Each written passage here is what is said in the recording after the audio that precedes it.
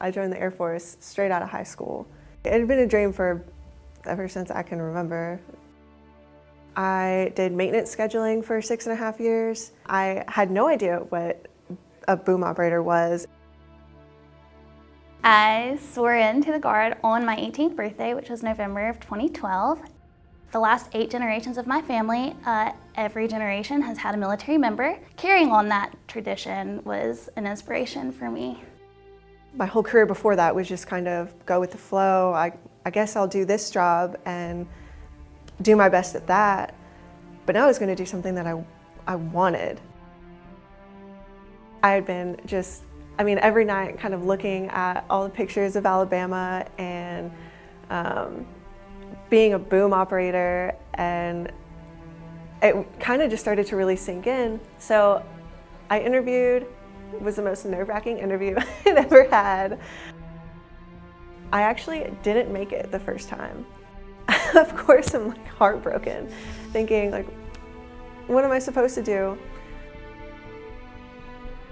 I was actually selected the year that the KC-46 rolled off the lot. So they cut the boom force almost in half for KC-135 boom operators. So I waited 2.5 years for a school date. So what are you gonna do now? And I was gonna go again. I said, hey, is there anything that I can do better on this next interview, or anything that I can kind of learn before I come back to your board, because I'm coming back. I came back, I did another interview, and when I found out that I made it that time, it was amazing. I cried.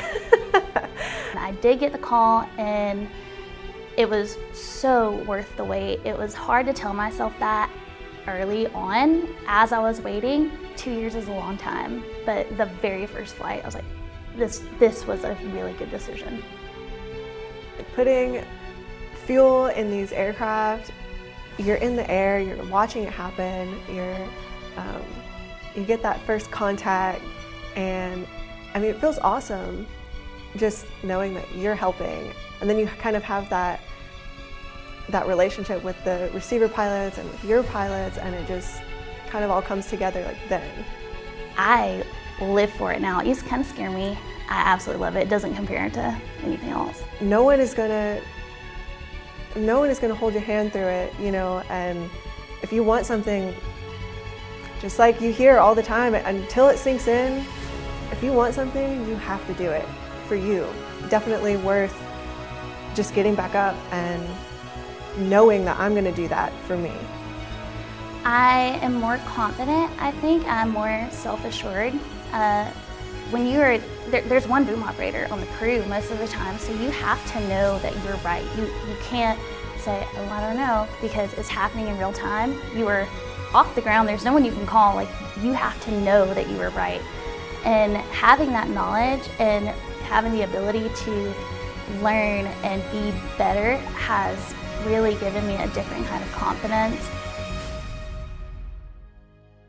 I'm Staff Sergeant Sadie Jurado. I'm Technical Sergeant Allison Thomas. And we are Women in Aviation.